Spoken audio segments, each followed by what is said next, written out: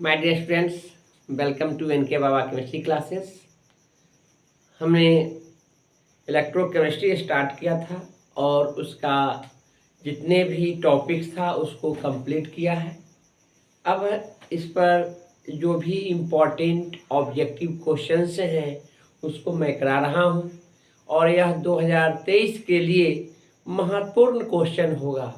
और जितने भी एनसीईआरटी से पूछे गए क्वेश्चंस हैं या उसका इम्पोर्टेंट पॉइंट्स हैं उसको हम क्वेश्चन के रूप में कन्वर्ट किए हैं, तो इसको बहुत ही ज़रूरी समझ करके इसको तैयारी कर लेंगे। यह जो क्वेश्चन हमने रखा है 2023 के एग्जामिनेशन के लिए है। ऐसे तो बहुत सारे इसका ऑब्जेक्टिव क्वेश्चन बन सकते हैं, लेकिन हमने यह देखा है कि क्वेश्चन एग्जामिनेशन में रिपीट भी किया है। जो टॉपिक्स है, जो पॉइंट है, इसको हमने इसी को हम एक क्वेश्चन के रूप में कन्वर्ट किया है और ये काफ़ी इम्पोर्टेंट है। आपको 2023 के एग्जामिनेशन के लिए इस चैप्टर से कुछ भी कोई भी क्वेश्चन पूछे जाएंगे तो इसी के अंतर्गत से पूछे जाएंगे, इसलिए थोड़ा ध्यान में रखने की ज़रूरत है। तो क्वेश्चन है, फैराडे के विद्युत विच्छेदन के द्वितीय नियम संबंधित हैं।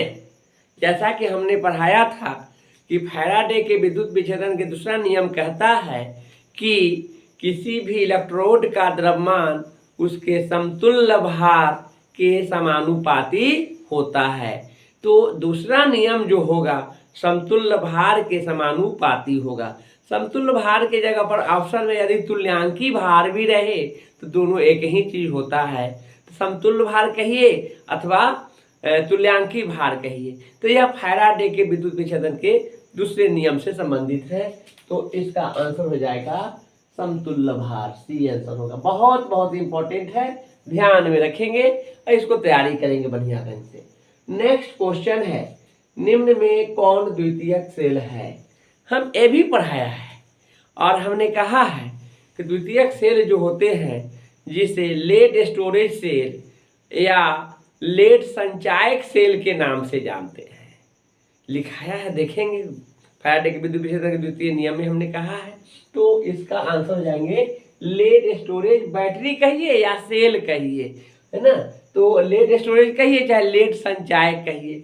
आप जानेंगे कि बिहार बोर्ड के एग्जामिनेशन में जो क्वेश्चन पूछे जाते हैं हिंदी इंग्लिश वर्ड को हिंदी में लिख देता है।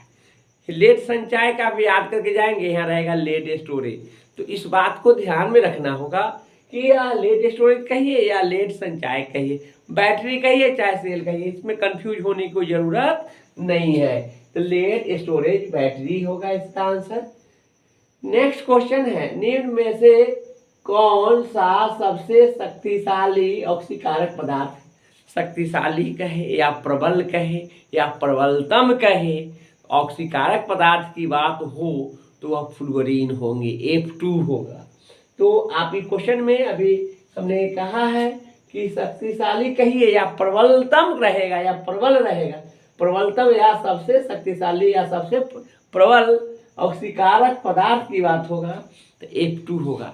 ये कभी कभी F2 न लिख करके फ्लोरीन लिख देता है, ध्यान रखेंगे F2 अथवा फ्लोरीन एक ही चीज होते हैं। इसका आंसर होगा ए। नेक्स्ट है, द्रवित सोडियम क्लोराइड के वैद्युत अपघट्ट के कैथोड पर मुक्त होता है। बहुत बढ़िया क्वेश्चन, हमने बताया भी है कि आपको NaCl का एग्जाम्पल भी लिया था। देखेंगे टॉपिक्स में कि जब सोडियम क्लोराइड को द्रवित अवस्था में एक्वस सॉल्यूशन रखते हैं तो उससे जो कैथोड करंट पास होता है उसमें सोडियम कैथोड पर और क्लोराइड जो है एनोड पर डिपॉजिट होता है। हमने इसको प्रूफ भी किया है, आप देखेंगे एग्जाम्पल में। तो कोई भी मेटल्स होंगे वह पॉजिटिव आयन जो लेफ्ट साइड में इलेक्ट्रॉन जोड़ करके और इलेक्ट्रॉन को बैलेंस करता है वह कैथोड कहलाता है। और NaCl में आप जानेंगे, NaCl में जो होते हैं Na और Cl में ब्रेक डाउन जो होता है तो Na प्लस हो गया, Na प्लस में से Na बनाने के लिए उसमें एक इलेक्ट्रॉन ऐड किया जाता है और किधर तो लेफ्ट साइड में, इसलिए कैथोड होगा। इसका आंसर हो जाएंगे आपको कैथोड पर जो मुक्त होगा वह होगा बी सोडियम। देख सकते हैं यहाँ पर आपको मैं बतला दूं कि Na Cl है, एक्वस है, और यह जो है Na प्लस और Cl माइनस, यानी Na जो होगा प्लस है, उसमें 1 इलेक्ट्रॉन ऐड होकर के Na बनाता है, और यह लेफ्ट साइड में इसलिए क्या होता है, यह आपको सोडियम होगा, तो सोडियम होगा। बहुत इंपॉर्टेंट है, ध्यान में रखेंगे। नेक्स्ट है 96,500 कूलम विद्युत धारा विद्युत CuSO4 के विलयन से मुक्त करता है। कितना करेगा, कॉपर का अमाउंट कितना होगा, यानी 96,500 कूलम विद्युत कॉपर सल्फेट के विलयन से मुक्त करता है। इसका न्यूमेरिकल टाइप का क्वेश्चन है। इसका ऑप्शन दिया है 30.5 ग्राम Cu, बी में है 31.76 ग्राम Cu, सी में है 96,500 ग्राम Cu और है 100 ग्राम Cu। इसका आंसर हो जाएंगे बी होगा। ध्यान देंगे ये कैसे होगा, तो आप जानेंगे कि अमाउंट निकालने की जो तरीका होता है, W बराबर जो होते हैं, W बराबर ZIT/F होता है, और आपको W बराबर EIT/F होता है, और E इक्विवेलेंट वेट होता है। इक्विवेलेंट वेट जो है आपको यहाँ पर कॉपर का हो जाते हैं 31.76 गुने I जो है 1 कूलम में हो जाएंगे आपको 100 ग्राम है, इतना हो जाएंगे, T हो जाएंगे, Q लिख दीजिए EQ, I बराबर QT होता है, तो EQ हो जाएंगे। कितना कूलम दिया हुआ है, 96,500। अब 1 फैराडे का मान कितना होता है, 96,500 कूलम। 96,500 कट गया, इसका आंसर हो जाएंगे 31.76 हो जाएगा। काफी इंपॉर्टेंट क्वेश्चन है यह। नेक्स्ट क्वेश्चन है सोडियम फ्लोराइड के जलीय घोल का विद्युत विच्छेदन कराने पर धनोद एवं ऋणोद पर प्राप्त होता है।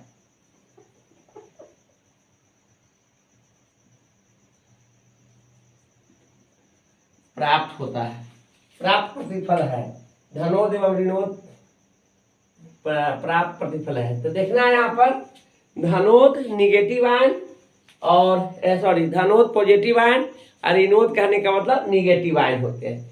तो यहाँ पर आप देखेंगे कि सोडियम फ्लोराइड NaF के जलीय घोल में उसको घुलाया जाता है, तो वहाँ पर 2 चीज मिलते हैं, वह F2 और H2 होता है। इसका आंसर जाएंगे बी हो जाएंगे। काफी इंपॉर्टेंट, इसको ध्यान रखेंगे।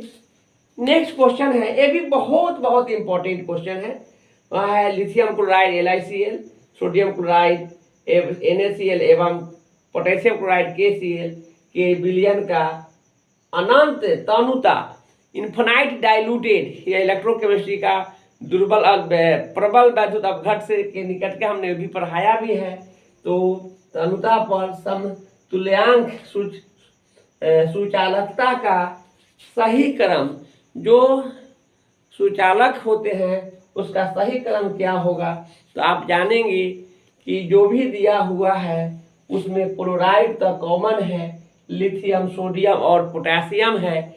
तो लिथियम सोडियम पोटेशियम में पोटेशियम का क्या करते हैं, मेटालिक प्रॉपर्टी यानी धात्विक गुण सबसे ज़्यादा होता है, इसलिए उसकी तनुता करने का गुण सबसे ज़्यादा होगा पोटेशियम में, यानी KCl का होगा, उसके बाद सोडियम NaCl का होगा, उसका लिथियम LiCl का होगा। तो इसका आंसर हो जाएंगे KCl, NaCl और LiCl। सबसे ज़्यादा होगा KCl का, उससे कम होगा NaCl का, सबसे कम होगा LiCl का।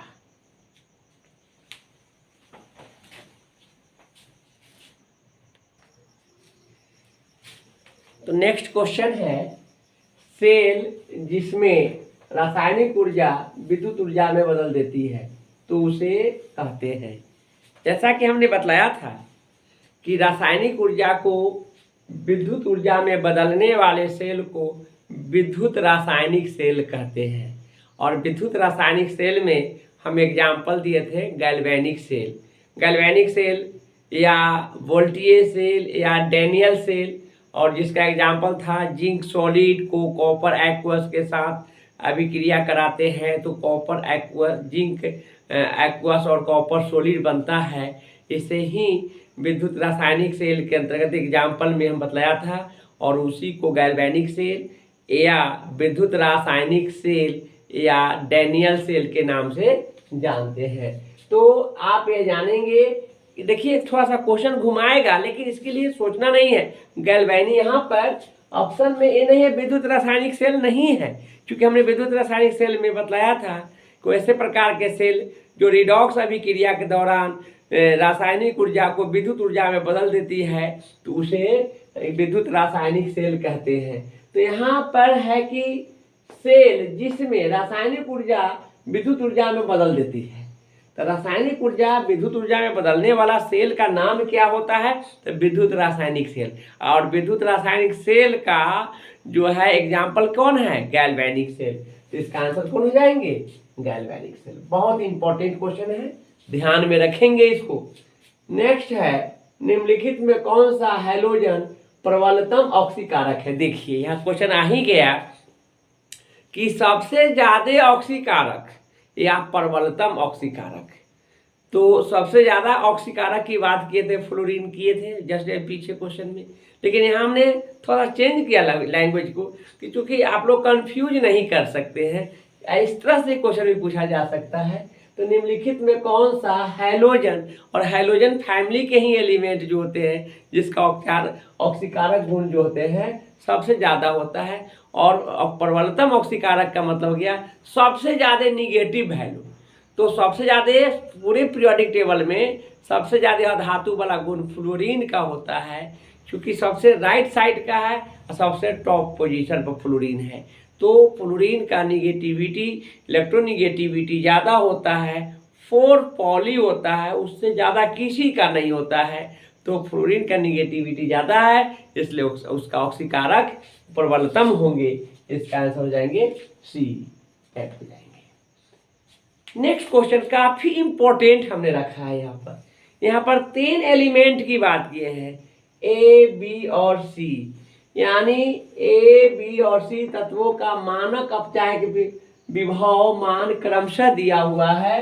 कितना कितना है, तो प्लस 0.86 वोल्ट माइनस 2.50 वोल्ट, और है सी का जो है माइनस 0.50 वोल्ट है। तो उनकी अपचयन शक्ति का क्रम, अपचयन शक्ति का क्रम जानेंगे। सबसे ज़्यादा होता है लिथियम का, लिथियम का वैल्यू -3 में आता है, -3.05 अप्रॉक्स होता है वोल्ट। अब तो आप जानेंगे कि अब यहाँ पर जो चर्चा की क्वेश्चन में रखा गया है आपको अपचयन गुण, तो अपचयन गुण का मतलब है रिडक्शन प्रॉपर्टी की बात किया जा रहा है। तो जिसका निगेटिव, ध्यान में रखेंगे, जिसका वैल्यू में निगेटिव वैल्यू बड़ा होगा, वो निगेटिव मान ज़्यादा होगा, उसका सबसे ज़्यादा अपचयन गुण होता है, और पॉजिटिव वाला जितना ज़्यादा होगा उतना सबसे कम होगा। तो आप देखिए ए का वैल्यू है, बी का वैल्यू है और सी का वैल्यू है। तो निगेटिव वैल्यू सबसे ज़्यादा किसका है, बी का है। ये ए हो गया, ये बी हो गया या सी, तो निगेटिव वैल्यू सबसे ज़्यादा किसका है, बी का है, जिसका मान कितना है -2.05 वोल्ट। उसके बाद निगेटिव किसका है, सी का है, -0.50 वोल्ट, और उसके बाद प्लस वाला आता है। तो आप देखिए कि इसमें सबसे ज़्यादा किसका होगा, तो बी वाला का होगा, बी के बाद किसका होगा, सी का होगा, अब तभी ये तो ये होगा, क्योंकि ये तो पॉजिटिव वैल्यू है। इसका आंसर कौन हो जाएंगे, डी। बहुत इंपॉर्टेंट क्वेश्चन है, यह मेडिकल इंजीनियरिंग में आने लायक क्वेश्चन है, इस बात को ध्यान रखेंगे। हमने बहुत अच्छा कंसेप्ट दिया है, जिसका निगेटिव वैल्यू ज़्यादा होगा उसको पहले रखेंगे अपचयन गुण में, उसी तरह से इसको अरेंज करते चले जाएंगे, निगेटिव वाला का। पॉजिटिव सबसे ज़्यादा होगा, सबसे पीछे रह जाएगा। नेक्स्ट क्वेश्चन भी बहुत अच्छा है, हमने बताया था इसका आपको सेल पोटेंशियल से संबंधित है, जिसमें कैथोड का सेल और एनोड के सेल का जो डिफरेंस होता है उसी को सेल पोटेंशियल के नाम से जानते हैं। हमने ये भी परिभाषा बताया था, विद्युत वाहक बल इलेक्ट्रोमोटिव फोर्स EMF के द्वारा सूचित किया जाता है, उसी से संबंधित क्वेश्चन है। ये भी बहुत ही मजेदार क्वेश्चन है, इसको ध्यान में रखेंगे। निम्नलिखित अभिक्रियाओं के लिए मानक इलेक्ट्रोड विभव का मान स्टैंडर्ड जो होता है 25 डिग्री सेल्सियस पर होता है टेम्परेचर पर, या 298 केल्विन कह सकते हैं, दिया गया है। उसमें सिल्वर का दिया हुआ है, silver aqueous plus 1 electron add करके सिल्वर सोडियम बनाया गया है। इसका इलेक्ट्रॉन पोटेंशियल का वैल्यू जो है 0.80 वोल्ट है।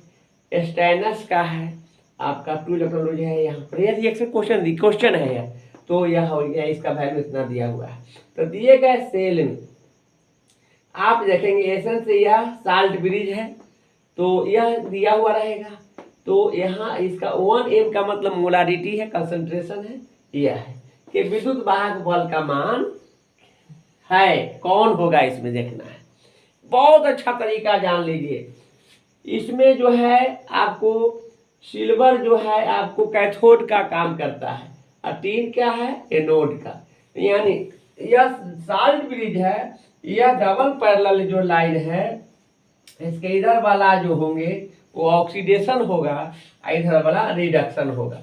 तो हमने बतलाया था कि सेल पोटेंशियल बराबर जो होते हैं कैथोड के सेल पोटेंशियल माइनस एनोड का।